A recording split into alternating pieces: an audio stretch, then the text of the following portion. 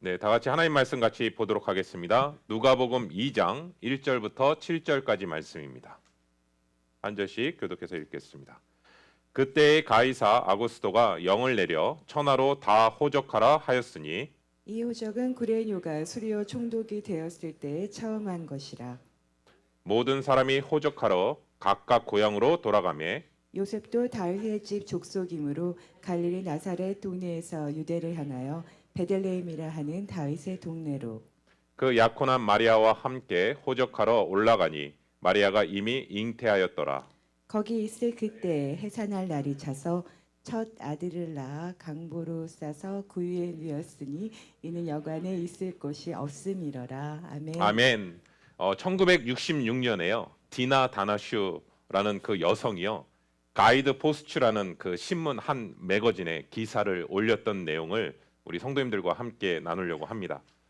미국 중서부 지방의 한 작은 마을에서요. 크리스마스 성탄절을 맞아서 연극을 준비하고 있었는데요.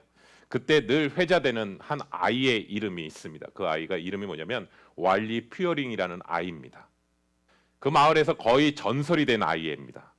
왜냐하면 오래전에 그 아이가 연기를 했던 모습을 봤던 사람들은 매년 크리스마스 시즌이 되면 그 아이가 연기했던 그 장면들을 회고하면서 주변 사람들에게 늘 지치지 않고 계속해서 얘기한다고 합니다. 왈리라는 아이는요, 학업을 따라가는 데 있어서 좀 어려움을 겪던 아이였습니다. 나이는 9살이었고 실제 학년은 4학년이어야 되는데 사실은 2학년 아이들과 지냈던 아이입니다.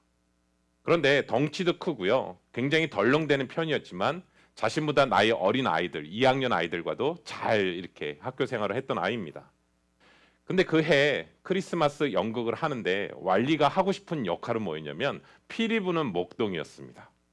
그 역할을 너무나 하고 싶어 했는데 연극을 주관하는 선생님이 봤었을 때는 이 아이에게 많은 대사를 주기보다는 대사가 적은 역할을 맡기는 게 더 적합하다고 생각했습니다.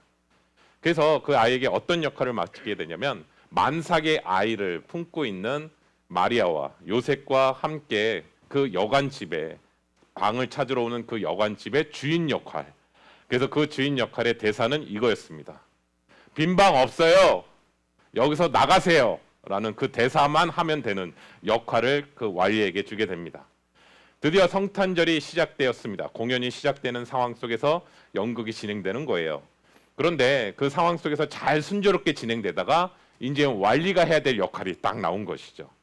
그래서 이제 그 요셉과 마리아가 그 여관집의 문을 두드리면서 얘기하는데 그 상황 속에서 이제 왈리의 대사가 있잖아요. 빈 방 없어요. 여기서 나가세요라는 그 단어를 하지 못하고 우물쭈물하고 그 상황을 머뭇거리고 있습니다. 과연 그 다음에 연극의 스토리는 어떻게 될까? 아무 말 하지 못하는 그 왈리는 과연 이 연극의 상황을 어떻게 펼쳐질까라는 그 질문 앞에 그것은 설교 마지막 부분에서 다루도록 하겠습니다. 오늘 말씀 한번 볼까요?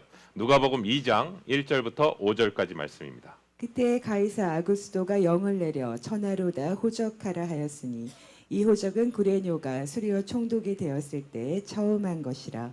모든 사람이 호적하러 각각 고향으로 돌아가매 요셉도 다윗의 집 족속이므로 갈릴리 나사렛 동네에서 유대를 향하여 베들레헴이라 하는 다윗의 동네로 그 약혼한 마리아와 함께 호적하러 올라가니 마리아가 이미 잉태하였더라. 아멘. 아멘. 여러분 사복음서 저자 가운데 특별히 누가만은요. 세계 정치와 연결돼서 세계사와 연결된 본문으로 연결하고 있습니다. 여러분 특별히 누가복음은요. 그 누가복음을 받아들인 사람들은요. 정치 상황에 굉장히 관심이 많았던 사람들이고 대부분 그들은 헬라어를 사용했던 이방인이 주 대상이 바로 누가복음의 대상자들이거든요. 그래서 가이사 아구스도라는 로마의 황제가 되자마자 자신들의 백성의 얼마나 숫자가 되는지 또 어느 지역에 많은 사람들이 살고 있는지를 확인하기 위해서 호적 조사를 명하게 됩니다. 그런데 그 호적 조사를 하는 이유는 뭐냐면 유대인들은 로마 군인에 편성되지는 않았어요. 그런데 납세의 의무는 피할 수가 없었다라는 사실이에요. 그러니까 얼마만큼의 많은 세금을 걷어들일 수 있을지를 확인하기 위해서 호적 조사를 하게 된 것이죠. 자기가 태어난 조상의 고향으로 돌아가게 되는 것이죠.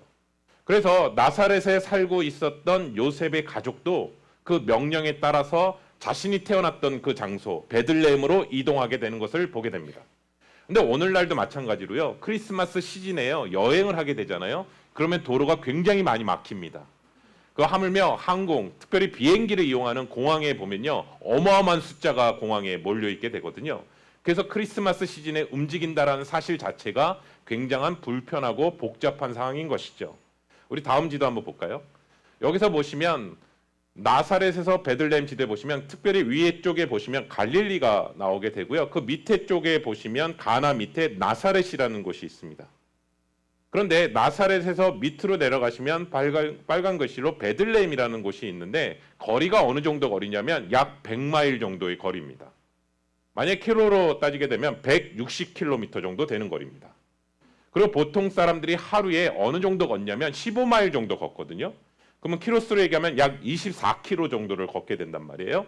그런데 지금 요셉이 마리아와 이동하는 상황 속에서 특별히 마리아가 임신한 상태고 몸이 불편한 상태였기 때문에 평상시보다 걸어가는 것의 거리가 한 반 정도밖에 되지 않았을 거라는 거예요.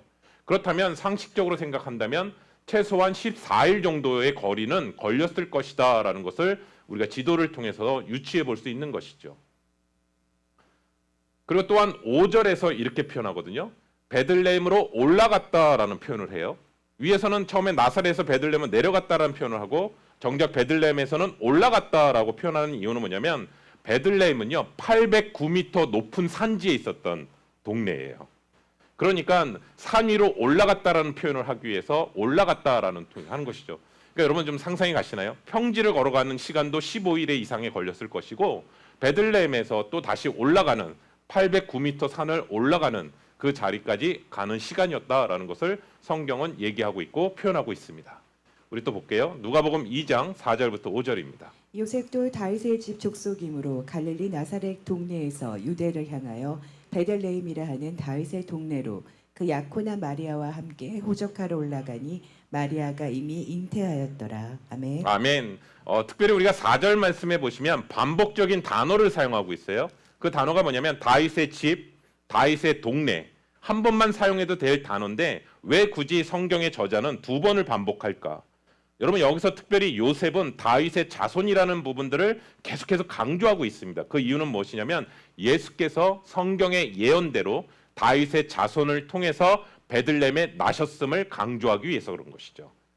본문에 나오는 황제는요, 자신이 통치하고 있는 팔레스타인, 시리아 인구 주사를 명하기 위해서 그리고 하나님의 간섭에 대해서는 전혀 생각하지 않고 자신의 명령대로 진행하고 있지만 오히려 성경은 이것이 계기가 되어서 하나님이 약속하셨던 구약에서부터 약속하셨던 그 메시아가 베들레헴으로부터 태어난다라는 사실의 약속을 미가서 5장 2절의 말씀을 구체적으로 성취한 사건임을 성경은 얘기하고 있다라는 것이죠.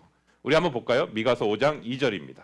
베들레헴 에브라다야 너는 유다 족속 중에 작을지라도 이스라엘 다스리는 자가 내게서 내게로 나올 것이라. 그의 근본은 상고에 영원에 있느니라. 아멘. 아멘. 예수께서 다윗의 자손으로 오셔서 다윗의 왕국을 회복시키실 것이라는 미가 선지자를 통해서 주셨던 약속의 말씀이 성취된 사건인 것이죠. 여러분 표면상으로는요 로마가 세계를 지배하고 있어요. 그런데 세상의 모든 역사와 구원은요 하나님께서 통치하고 계시다라는 사실을 이 구절을 통해서도 우리에게 다시 한번 말씀하고 계십니다. 사랑하는 성도 여러분, 우리 눈에 보이는 대로 사는 것이 아니라요 모든 것들이 하나님의 섭리와 하나님의 통치 가운데 진행되고 있다라는 사실을 믿으시기를 예수 그리스도의 이름으로 축원합니다. 오늘 본문 구절을 통해서 또 하나 깨닫는 점은 무엇이냐면 좋은 소식은 이 복음의 소식은 결코 편안한 가운데 오지 않았다라는 것을 성경은 우리에게 얘기하고 있습니다. 굉장히 불편했고요. 굉장히 복잡했고요. 굉장히 힘든 상황 가운데 복음이 우리에게 왔다라는 것을 얘기합니다. 여러분 지금도 복음은요 편안한 가운데 오지 않습니다. 오히려 세상의 편안한 가운데서 추구하는 것이 아니라 사실은요 복음은요 하늘의 평안함을 추구하는 것이라는 거예요. 그렇기 때문에 복음이신 예수 그리스도를 보시면 사복음서를 펼쳐지신 보시면 이 땅 가운데 오시는 것도 불편하게 오셨지만 이 땅 가운데 불편한 사람들을 만나러 가셨다라는 거예요. 세리, 창녀, 나병 환자, 요한복음에 보시면 수가성 여인, 어느 누구도 관심을 갖지 않고 불편한 사람들을 향해서 예수님이 직접 찾아가시는 장면으로 사복음서에 펼쳐지게 되거든요. 오히려 그들에게 먼저 예수님은 찾아가십니다. 계속해서 볼까요? 마태복음 9장 13절 말씀입니다. 너희는 가서 내가 긍휼을 원하고 제사를 원하지 아니하노라 하신 뜻이 무엇인지 배우라. 나는 의인을 부르러 온 것이 아니요 죄인을 부르러 왔노라 하시니라. 아멘. 아멘. 주님은 사람들이 만나기 싫어하는 사람들을 향해 다가가셨고 오히려 인정하고 사람들이 인정하는 의인들을 향해서 다가가시지 않고 오히려 죄인들을 향해서 찾아가셨다. 다시 말씀드리면 사람들도 싫어하는 사람들을 그들을 향해서 주님은 다가가셨다라고 얘기합니다. 여러분 많은 사람들은요 예수님을 만나면 나아진다라고 생각합니다. 아 예수님을 만나게 되면 내가 처해 있는 지금 형편보다도 더 좋아질 거야라고 생각합니다. 그런데 아닙니다. 예수를 만나면 나아지는 것이 아니라요 달라지는 것입니다. 즉 우리는 편안함을 쫓고 추구하는 사람들이 아니라 하늘의 평안을 추구하는 사람들이라는 거예요. 그게 바로 예수 믿는 사람들이 다르다라는 거예요. 계속해서 볼게요. 누가복음 2장 6절부터 7절입니다. 거기 있을 그때 해산할 날이 차서 첫 아들을 낳아 강보로 싸서 구유에 누였으니 이는 여관에 있을 곳이 없음이러라. 아멘. 네, 7절도 읽어주시죠. 예, 있을 곳이 없습니다. 예, 6절 7절에 보시면 그리스도께서 탄생하실 사실에 대해서 지금 구체적으로 표현하고 있거든요. 제가 서두에서 말씀드렸습니다. 809m 올라가는 그곳의 작은 동네의 그 베들레헴에 갑자기 많은 사람들이 몰려 들어왔을 거 아니에요. 그리고 그 상황 속에서 많은 사람들이 힘든 상태로 막 오고 가는 상황이 펼쳐졌을 것이고 특별히 오늘 성경에 등장하는 마리아는 임신한 상태에서 아이가 거의 태어난 상황까지 처해 있는 상황에서 그 장소는 굉장히 힘든 시간들이었을 겁니다. 근데 성경은 얘기합니다. 묵을 장소가 없었다. 여러분 저는 한편으로는 그 단어를 그렇게도 이해하는데 또 한편에 이렇게도 이해해요. 많은 사람들이 갑자기 몰릴 거라고 생각하지 못했던 동네였을 것이고 또 그 와중에서도 묵을 장소를 얻는 사람도 있었을 거라고 생각합니다. 왜냐하면 돈이 많은 사람, 영향력이 있었던 사람들은 묵을 장소를 얻었을 거라고 생각이 들어요. 그런데 정작 요셉과 마리아는 얻지 못했다. 그래서 그 해산하는 그 상황 속에서 얻었던 것이 마구간, 거기에서 해산실로 사용하는 것을 성경은 구체적으로 얘기합니다. 그리고 강보라는 단어를 사용하거든요. 강보라는 단어는 원어의 뜻으로 보면 근원이 어디냐면 찢다라는 단어의 뜻이에요. 찢다. 그러니까 한 천을 덮을 천도 없어서 요셉의 옷을 아마 찢어서 그것을 예수님의 강보로 쌓였을 거라고 추측할 수 있을 것 같아요. 그러니까 우리가 복음에 대해서 우리가 자꾸 처음에 생각하다 보면 결코 쉽게 오지 않았다라는 사실을 성경은 계속 얘기하고 있고 우리를 살리신 그 복음은 요셉과 마리아가 정말 어려운 상황 가운데서 쉽지 않은 상황 속에서 이 땅에 오신 예수님이다라는 사실을 성경은 우리에게 다시 한번 얘기합니다. 그러나 이 어두움 가운데서 어려운 가운데서 오셨지만 이 어두운 가운데 빛으로 오셨을 뿐만 아니라 이 세상 가운데 절망 가운데서도 소망을 비추시는 예수 그리스도께서 오셨다라는 사실을 우리가 다시 한번 기억해야 되는 것이죠. 저는 여기까지 말씀을 이렇게 묵상하다가 이런 질문을 하게 돼요. 요셉의 입장을 한번 생각해 보게 됐습니다. 성령으로 잉태됐어요, 마리아가. 도무지 이해할 수는 없지만 그리고 조용히 파기하려고 했습니다. 그런데 하나님께서 말씀하셔서 그 여인을 데려오라고 얘기하시죠. 아마 그 순종도 굉장한 엄청난 순종이었을 거라고 생각합니다. 그리고 조용히 나사렛에서 살고 싶은데 갑자기 호적을 등록하는 바람에 베들레헴으로 이동할 수밖에 없는 상황이 펼쳐지게 됩니다. 그러면 그 상황 속에서 펼쳐질 때 그 환경이 좀 열려야 되지 않나요? 최소한 내가 묵을 집은 하나님께서 예배해 두셔야 되는 거 아닌가요? 더 많은 걸 요구하지는 않지만 정작 내가 머무를 그 상황도 열려있지 않는 상황, 너무나 더 불편한 상황으로 계속해서 펼쳐지는 것을 보게 됩니다. 여러분 저것은 여기서 또 하나 깨닫는 것은요. 우리가 복음을 갖고 있다면 우리 안에 정말 예수 그리스도께서 계시다면 오늘 말씀을 통해 비춰지게 된다면 우리의 삶 가운데 어려움은 당연히 있다. 아멘 안 하시네요. 당연히 어려움이 있다. 왜냐하면 오히려 어려움이 없는 게 거짓말이다. 네. 허물며 우리 인생 가운데 어려움이 없는 경험은 없거든요. 우리 인생 가운데서도 어려움이 있고, 여러분 내가 잘못해서 당하는 어려움이라면 기꺼이 감당하셔야죠. 그런데 주님의 말씀으로 순종하고 나아가고 있는데 그 상황 속에서 당하는 어려움이라면 우리의 마음 가운데 솔직히 마음은 없기를 바라잖아요. 내가 주님의 말씀에 순종하고 나아가면 우리 눈에 보이는 어려움이 없기를 바라잖아요. 하나님의 말씀 가운데 순종해서 걸어갔는데 정작 우리의 마음은 솔직히 이 고백이죠. 하나님, 내가 하나님의 말씀에 의지해서 나아갑니다. 그러면 하나님께서 내 인생을 책임져 주셔야죠. 모든 환경들을 열어주셔야죠, 하나님. 그런데 더 환경은 어려워지고 더 열악해지고 어려운 상황들이 펼쳐지게 되면 바로 솔직한 우리의 내면의 반응은 뭐냐면 불평하게 되죠. 근데 그 불평을 마음속 깊이 내가 하나님의 뜻 가운데 잘못 선택했나? 하나님이 지금 이것을 원하시지 않나? 라는 그 반응으로 사실은 우리가 반응할 때가 더 많다라는 것이죠. 그런데 오늘 본문을 한번 유심히 볼까요? 내 감정으로 반응하지 않고 성경에서의 그 모습을 보면 베들레헴으로 가는 요셉과 마리아의 길은요 결코 평탄하지 않았습니다. 맞습니다. 그런데요 또 하나 기억하셔야 될 게 있어요.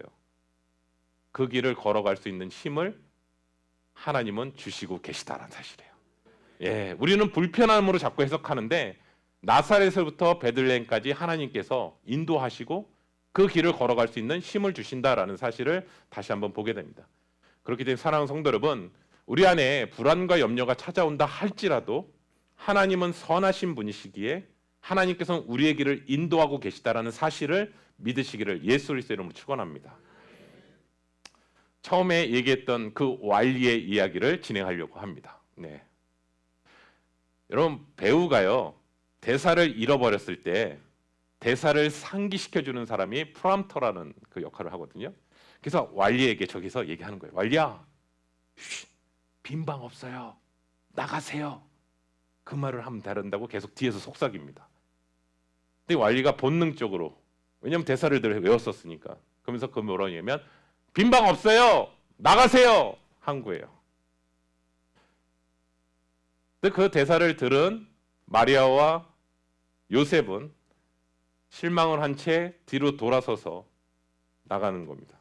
근데 이 장면 속에서 마리아는 고개를 푹 숙인 채 요셉의 어깨를 기대면서 나가는 장면이 펼쳐지는 거예요. 근데 그 장면을 왈리가 계속해서 보고 있는 거예요. 원래 연극에서는 문을 닫고 들어가야 되는 거거든요. 근데 문을 닫지 않고 계속 그 장면을 보고 있는 거예요. 그러면서 갑자기 눈물을 글썽이기 시작하는 거예요. 그러면서 왈리가 얘기합니다. 요셉! 가지 말아요. 마리아랑 제발 다시 돌아와요. 이 대사를 하는 거예요. 그러고 나서 이과에 미소를 띄운 채 뭐라고 얘기하냐면 내 방 줄게요.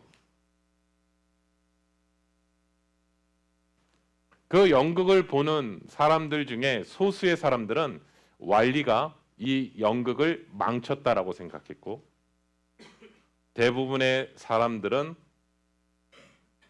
크게 감동을 받았습니다. 그 어떤 크리스마스 연극보다도 더 뜻깊은 연극을 관람했다고 생각했습니다. 사랑하는 성도 여러분, 저는 이 장면을 통해서 오늘 본문 말씀을 통해서 여러분은 과연 예수님을 맞이할 방이 있으십니까? 라는 질문을 하게 됩니다. 우리가 생각하는 예수님의 첫 인상은요, 첫 모습은 말 구유에 놓이신 아기 예수님을 기억합니다. 그러나 우리가 기억하는 이 모습은 마지막 모습에서는 안 됩니다. 아기 예수님은 자라나셔서 공생의 사역을 통해서 많은 사람들을 치유하시고 회복하시고 하나님의 나라의 복음을 전파하셨습니다. 그리고 그 예수님은 우리를 대신하여 십자가에 달려 돌아가셨습니다. 그리고 부활하셨고 승천하셨습니다. 그리고 승천하셨던 그 주님은 다시 재림의 주로 이곳에 오십니다. 그렇기 때문에 우리에게 다시 한번 던져지는 질문이 있습니다. 2000년이 지난 우리에게, 저와 우리 귀한 성도님들에게 하시는 말씀이 있습니다. 요한계시록 3장 20절 말씀인데요. 볼지어다 내가 문 밖에서 문을 두드리노니 누구든지 내 음성을 듣고 문을 열면 내가 그에게로 더불어 들어가 그와 더불어 먹고 그와 더불어 마시리라. 사랑하는 성도 여러분, 우리가 예수님을 정작 믿는다고 하지만 여전히 내가 주인으로 살아가고 있는 우리의 모습은 없습니까? 정작 예수님 앞에 나의 모든 것들을 열어둬야 될 방은 준비해야 되는데 자꾸 예수님을 손님으로 맞이하지 않는 우리의 모습은 없습니까? 오늘 특별히 성탄 예배를 통해서 우리가 다시 한번 우리가 예수 그리스도를 구주로 고백하고 내 삶에 있어서 가장 중요한 모든 것들을 주님 앞에 올려드리며 그분이 나와 함께 더불어 먹고 마시며 내 인생의 진정한 주인은 바로 주님이시다라는 사실을 다시 한번 회복하며 나아가실 수 있는 귀한 성탄 예배가 되기를 예수 그리스도의 이름으로 축원합니다. 기도하겠습니다. 만왕의 왕께서 이 땅에 아기 예수로 오셨을 때 많은 사람들은 예수님을 맞이할 방을 준비하지 않았을 뿐만 아니라 정말 왕이신 예수님이 말 구유에서 태어나셨던 사건을 우리가 성경을 통해서 다시 한번 깨닫게 됩니다. 또한 우리가 이 말씀을 대하고 있는 우리 역시도 주님을 나의 구주로 고백하고는 있지만 정작 내 삶에 있어서 주인으로 모시지 못하고 내 필요에 따라 주님을 대하며 손님으로 대하는 우리들의 모습 또한 발견하게 됩니다. 하나님, 오늘 성탄절 예배를 통해서 진정으로 왕으로 오셨던 예수 그리스도를 나의 삶의 주인으로 모시는 시간이 되기를 원합니다. 손님으로 대하는 신앙생활이 되지 않게 하여 주시고 주님과 더불어 먹고 마시며 주님께서 우리의 삶 가운데 진행하시고 일하고 계심을 다시 한번 믿음으로 고백하며 나아갈 수 있는 귀한 시간이 되게 도와주시옵소서. 성탄절에 다른 어떤 것이 중요한 것이 아니라 우리를 구원하시기로 오신 예수 그리스도의 만왕의 왕이신 예수 그리스도만을 경배하며 예수 그리스도의 이름을 높이며 나아가는 우리 귀한 시간으로 주님 붙들어 주시옵소서. 예수님의 이름으로 기도드립니다. 아멘.